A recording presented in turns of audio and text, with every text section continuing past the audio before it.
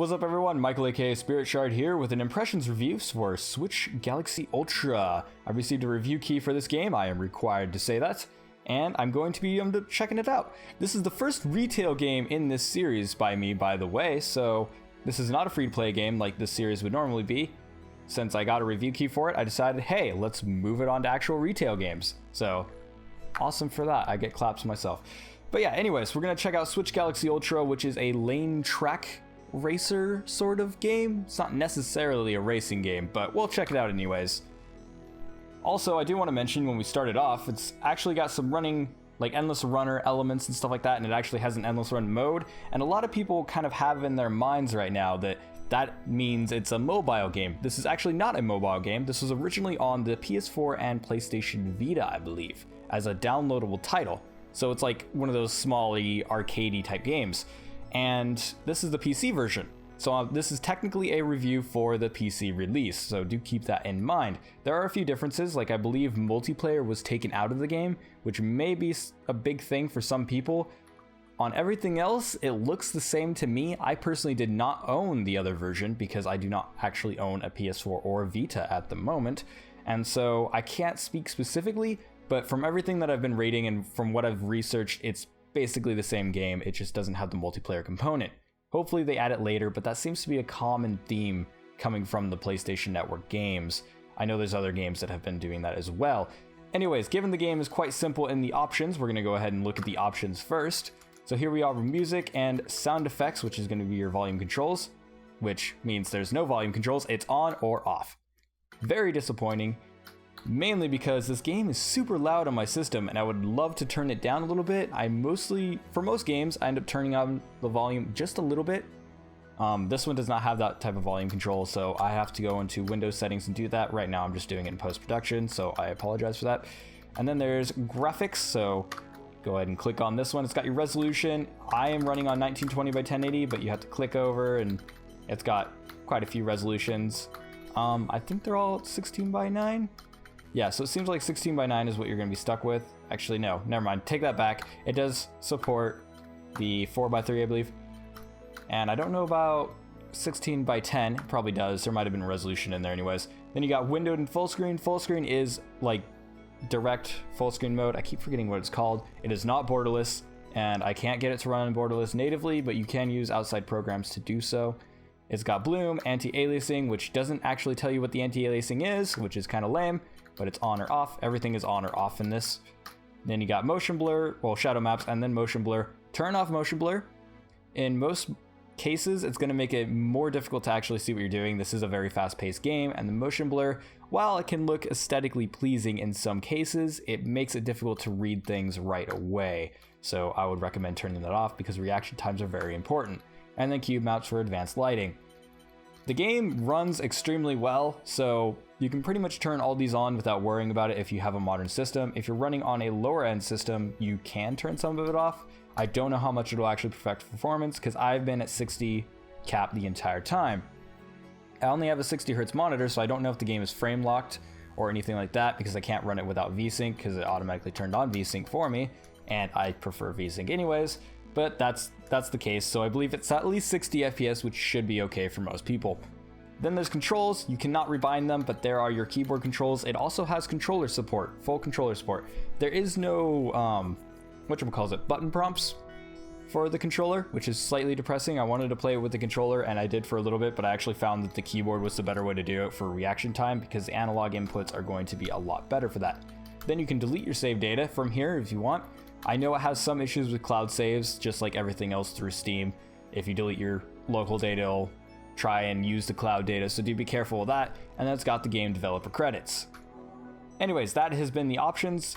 Now there's kind of like 3 modes, 2 in one version, and then there's survival. Survival is going to be an endless runner mode, and we're not going to check that one out, but we are going to go into the main mode. So let's go ahead and go in here. So go ahead and load. And there we are at the main game map. You may be looking at all these nodes and be like, oh, this looks interesting. And all these levels, yay. All right, so I am going to quick travel. And you're like, probably thinking, all right, why do you gotta do that? And that's because you can't actually play a level when you click on it, which at first frustrated the hell out of me. So I actually have to quick travel to a location. See, I quick travel to this one in the middle called Cribble, and now I can click on this one and say go. At first that confused me. However, later in the game, I found out that the paths can actually split. So the levels are actually not these nodes. They are the pathways from the nodes. So this one, if I quick travel here, going to Amia, I think that's how you'd say it, is one level. So this pathway is one level. And then this pathway down here to Elenio is another level. But if I quick travel to here, this pathway over to Amia from this other location is actually a different level or track or whatever you want to call it. So that's actually super, super cool. It is annoying at first though. This game does take a while to ramp up. So I think I'm going to start over on here and we're going to explain some mechanics and then I'm going to talk about problems. Oh, we got a visual glitch there. The pathway disappeared. All right, well, we'll pretend that never happened. Just joking, it happened, but yeah. Anyways, we're going to go ahead and click go. After this, I'm going to talk about the ship customization and stuff like that because that is in the game, but I wanted to show the gameplay first because that's what you're going to want to talk about. Anyway, so here's the barrier passes. We're going to talk about those, but you can actually get barrier passes. I will comment on those. So here's the mission. I've already finished it, but everything in this game is about finishing it in under a gold reward time. So as you can see on there, it says gold reward time down at the bottom of this box. You actually have to use this upgrade option, which I will make a complaint here. It is hard to tell which option you're actually on highlighted when there's only two options because it's just white. I would have liked some other type of indicator to make it more clear. Anyways, if I click on upgrade, I can upgrade and it'll actually give me more information on the level. So that's actually how you figure out your gold reward time and stuff like that. And that costs 50 credits. You get credits for pretty much everything you do in this game. So it's really not a big deal. Anyways, we have started up the level and I'm in my purple ship, obviously. And let's go. So here are the badges. So there's these gates that'll block you. And those badges I was talking about, those allow you to actually go through them. But most of the time you're going to be dodging them. You can also get those passes in game. Now you're probably looking at this and being like, oh, this looks like an endless runner. Technically, yes, it is.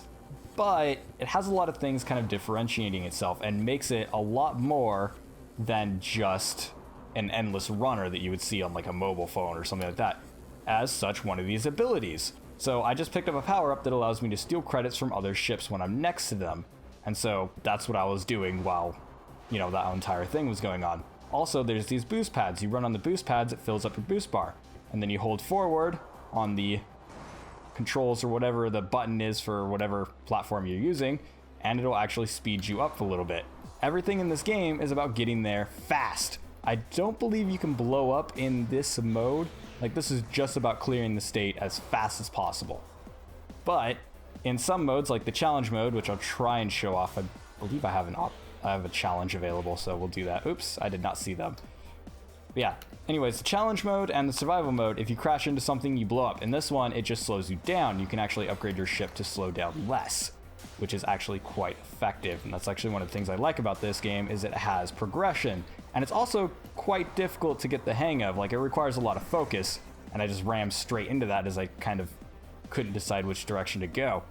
Now, one of my main complaints is these actual ships. So these ships that are going on there, it doesn't start you with those ships out. Oops. It doesn't start you with those ships on the track. That's actually something that they add in a little bit later after, I believe, episode 2. But what happens is they get in the way a lot, and it ends up later on that they add other ones that have other effects, such as ones that will randomly turn on the lane, so they'll like randomly switch lanes. They are unpredictable at first, and this game has a lot of problems with that, to where you have to run the course the first time to actually figure it out, which is actually why I think it's kind of like a track racing game. You know, you have to learn the course to actually get the top speeds, which slightly annoys me. I'm kind of one of those people that likes, you know, if I can do it the first time, that's awesome, but there's a lot of cases in this game to where it shows that you can't do that. Anyways, as you can see, levels are actually pretty dang quick. So I ended up finishing that one in just on par time, actually, but I had already contained the tantalum in this game. So I did get credits for that as well. So I want to talk about how you progress in this game. So as you saw on that screen, it said Titanium or whatever. I already forgot the name of it. But in these bars, when you're over a level, you can see the little markers. And when the path is yellow, that means that I have all the, I'm going to call it T resource, all the T resource that you can get from that location. To unlock other stages, you have to have a certain requirement. So if I go to this one, to which I haven't done yet, it'll say required tantalum, and that is 150. So I have 150, so I can actually do that, but I'm going to wait to do that level. So now that I've talked about the basic mechanics of the game, basically you've seen pretty much what there is. There's other types of ships that do different types of things, and there's a lot of different switching and stuff like that. Anyways, we're going to talk about the ships, and then we are going to go in. So you have several ships. I believe the DLC adds more too, but right now there's 2, 3, 4, 5 ships. So there's 5 ships. You unlock them through going through the campaign story thing, and I've unlocked this one, and this is my favorite. You can also get different skins for it. So I have the purple skin, obviously, and then you can also get ship upgrades. So if I click over to upgrades, you can see I upgraded my acceleration, dexterity, which you'll want to upgrade first. This is how fast you switch lanes, which I'm going to talk about in a few minutes. Reduce the effect of hitting barriers, which means that I slow down less, and then boost. I'm actually going to upgrade my boost all the way. Yeah, let's do that. I have a bunch of credits because I was playing to practice before recording this video. All right, so that one's fully upgraded. But yeah, all the ships have upgrades, and they all have skins, and you can unlock those as well. I don't know if there's anything else you can do with your credits after you have everything, though. So, like, let's say I went in here and I got all these skins, and let's say for all the different ships, I have all the upgrades and stuff. I think after that point, there's not really much you can do with your credits. So there is kind of like a cap on your progression, which is unfortunate for people who like a certain game, but the challenge is still there for these levels, and these levels do get challenging very quickly. I do want to mention the first few levels, which I'm not going to show you one because they're absolutely boring. Up until I think about right here, it was super, super boring, and I was actually finding myself like, why am I playing this game? But do keep in mind, it does ramp up, and it starts teaching you mechanics very, very slowly, and it's actually learning new mechanics as I'm in progress number 3, or episode number 3? Yeah, so this would be episode number 3. Now, so to avoid spoilers, I want to go back to the main menu and actually show you guys a little bit of the story, because there is a story in this game, apparently. I found it not too impressive. The way they present the story is through these little comic books, and it goes into a separate screen, and it feels completely different than the rest of the game to me. But basically, you can see the art style is actually pretty good. Like, I love the art. That is an awesome thing. And so, yeah, it's like, and it's got this other stuff, and there's a storyline. So basically, the storyline is, after we get through here, you play as Vince, I believe his name is, and he is a cargo ship guy, and basically he takes resources from one place to the next. And that's why we're actually going on these lanes. Past that first comic, I really didn't care about the story all too much. Like, I didn't find it too engaging, and the whole comic book style, while it looks awesome, it's not really integrated into the gameplay, which for some people, that's a good thing, because quite frankly, some people just want to play it to play a game, not to read a story. There is an AI, and I believe we'll see it on the new levels, maybe, I don't know. It kind of stopped doing it after a few levels, but at first, there was an AI person who was giving all the tutorial stuff, and there was a few story like elements where you learn about Vince's personality in through those. And there was actually a case where I hit a bunch of barriers, and then she started yelling at me like, hey, don't blow up the ship, we're trying to, deliver stuff, not deliver them a broken piece of trash, because I just hit a bunch of barriers.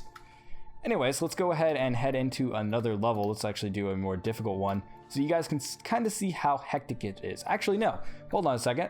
I believe I have a challenge, because I talked about the challenge mode. So let's go ahead and go to the challenge mode. So on these special nodes, where's the other one? So they look like this green thing over here. There's going to be those, and they're like big cities. Like, all these nodes are actually like little cities, and that's where you're carrying cargo from one place to the next. On here, on these big ones, I already did the other one, and you can't replay challenges apparently. But when you go into a challenge, I'm not going to finish it because it takes a while.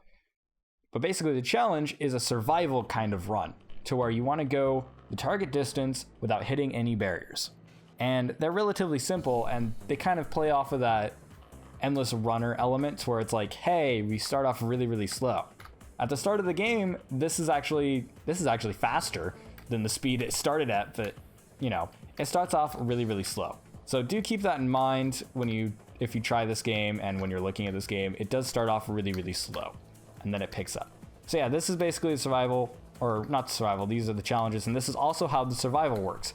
But survival, I believe, is completely randomized.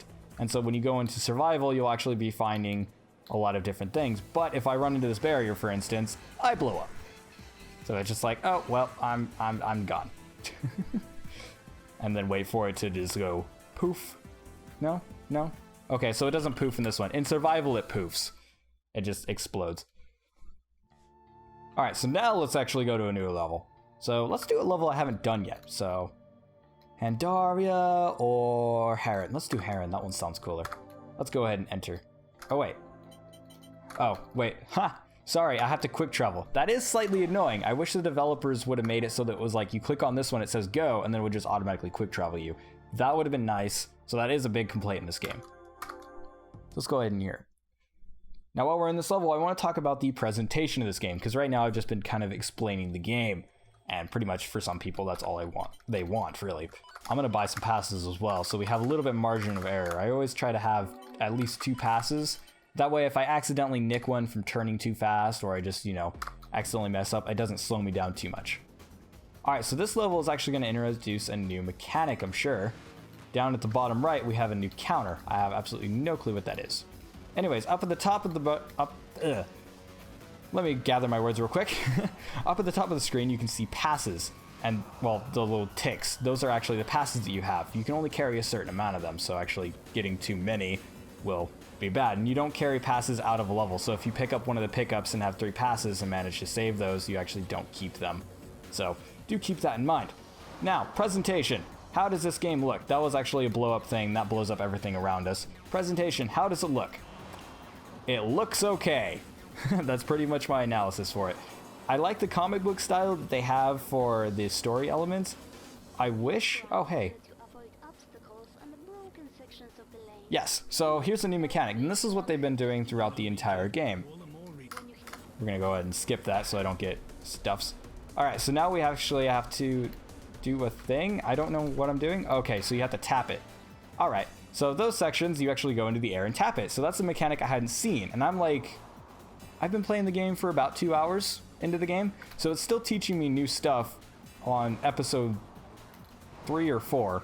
I guess this would technically be 3 because I got the story 3 on that. And there you can see I used my passes because I was a little bit trying to focus on other things. This is very hard to comment over, by the way.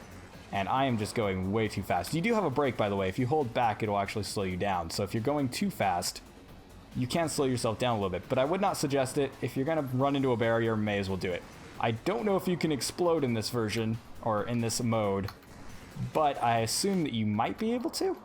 I'm not sure. Now, another thing, I forgot to turn off my phone, sorry about that. Another thing I have problems with is the camera. So as you can see here, stuff is just popping up randomly, basically, or at least it looks like it. It's very, very sudden. And I understand that's like Twitch reaction type of stuff. But the camera right there, as you saw, it was literally pointing down and I could not see the track ahead of me. That happens a lot in this game, unfortunately, and it really hinders a lot of the experience for me. And it actually makes it frustrating instead of fun, which is not a good thing. You want it fun all the time. It is really, really fast, and when things are working out, it is fun. But the camera, it's not fluid. The camera doesn't flow. It's not set up proper way, in my opinion. So when you're going downwards, and then you have to switch upwards really, really quickly, the camera snaps, and it's very jarring in the way that it's done. It's not smooth at all, and it makes it very hard to see certain parts of the track. And here's another one of the villages. May as well do that, and there we go, since I have enough while I'm talking about it. But yeah, so it doesn't really have a smooth feel to it, so everything kind of feels all jerky and all that. And when you're going left and right, it's a little bit more smooth. Like, if I go left and right, it's actually smooth. But I'd actually prefer it to be a little bit tighter than that, because if I go over 4 lanes, you can see I just went off camera. And when you have those big, giant, long sections that have a bunch of pathways, that actually gets in your way a lot of times.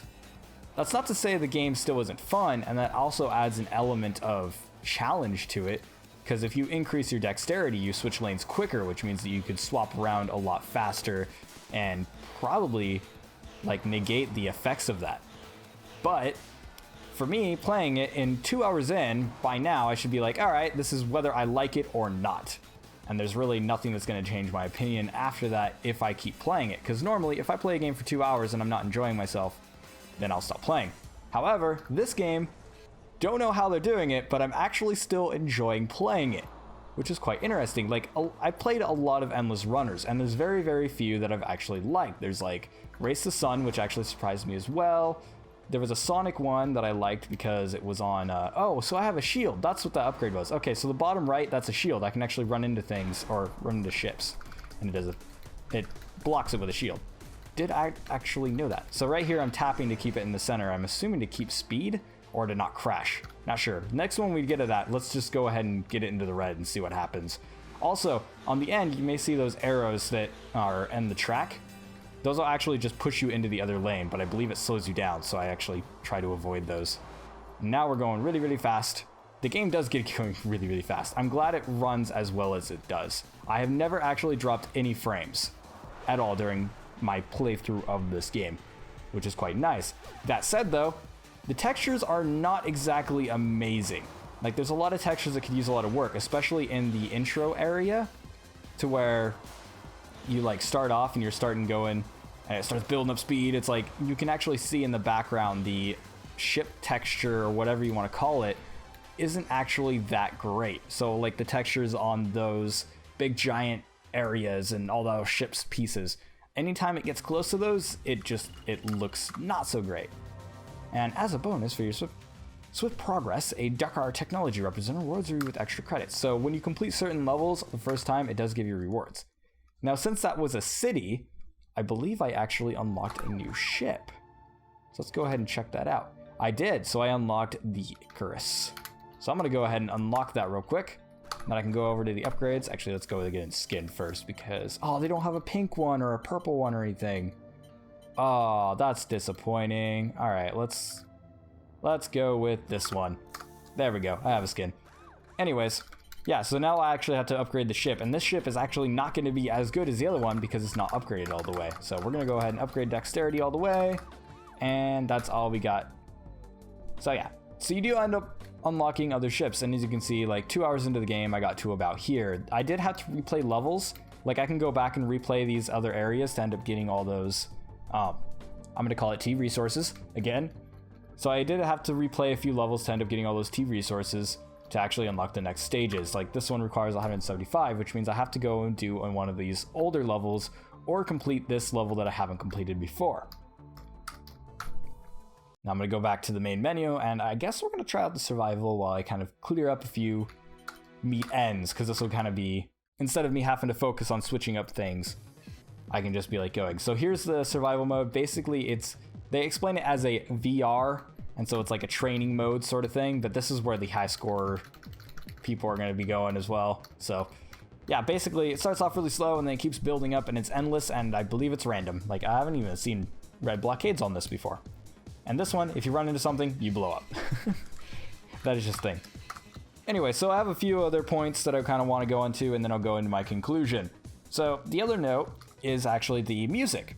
A lot of people have actually praised the game for its music, which is quite interesting to me because the game does have some good music. Oh, it also, every time you fail the survival, brings you back to the main menu. That is slightly annoying. I wish it just had an option to retry. It probably did, and I missed it. Apologies if that was it. This is a video, you can go back and check it, but yeah, that is a complaint. I just hit enter, put me back in the main menu. Anyways, yeah, back to the music. The game does have some decent music.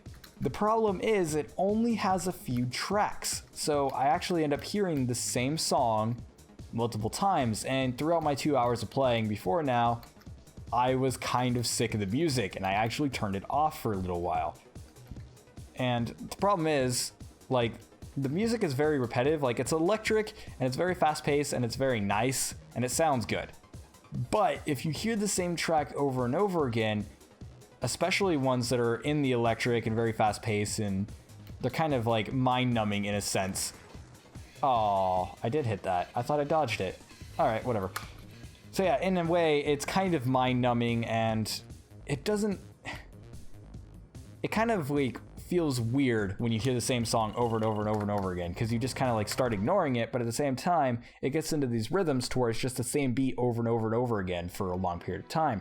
And I mean, obviously that's going to be my personal like opinion, because I personally don't like listening to that type of music all the time.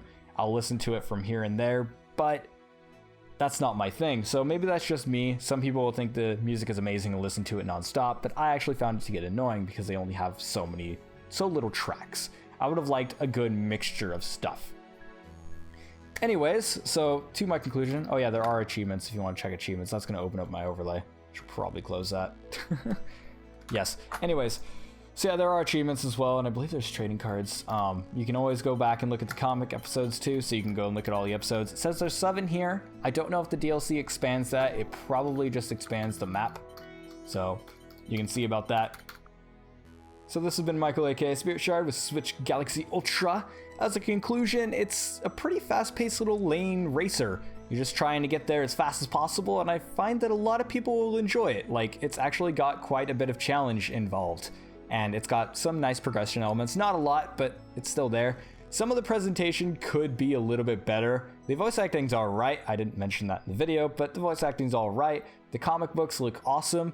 There's a lot of text in them, so some people might want to just skip them, and the story's not really tied to gameplay all too much. So people who are looking for a great in-depth story aren't really gonna get it here. But I think the game is solid enough that it actually kind of stands on its own, so that's a good thing. You know, if they clear up some of the kind of presentation issues like the camera snapping and stuff like that, which I don't know if they will, seeing this was a console release, but they might. If they do, that would be awesome. Maybe rebindable controls, and obviously make a volume slider. That would be nice. I don't like having to alt-tab out of my game to edit my Windows settings. So who is this game for?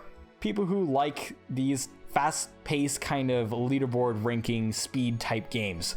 So I personally enjoyed it a lot because I do like fast game. I love racing games and stuff like that. So I enjoy it a lot. Some others might not. Some people are going to find it really repetitive because you really are just tapping left and right and forward, and maybe back if you like to use your brake for some reason. But the game does keep it interesting by introducing new mechanics as the game goes on. So even 2+ hours in, it's got new mechanics that are keeping it nice. And even in this video, I saw a new mechanic which had air boards, which I'm not a big fan of tapping left and right to keep it balanced, but hey, is what it is. Anyways, thanks for watching. Once again, this has been Michael, aka Spirit Shard. Impressions review for Switch Galaxy Ultra. Pretty nice game. I enjoy it. Make sure to like, comment, and subscribe, and I will see you guys in the next video.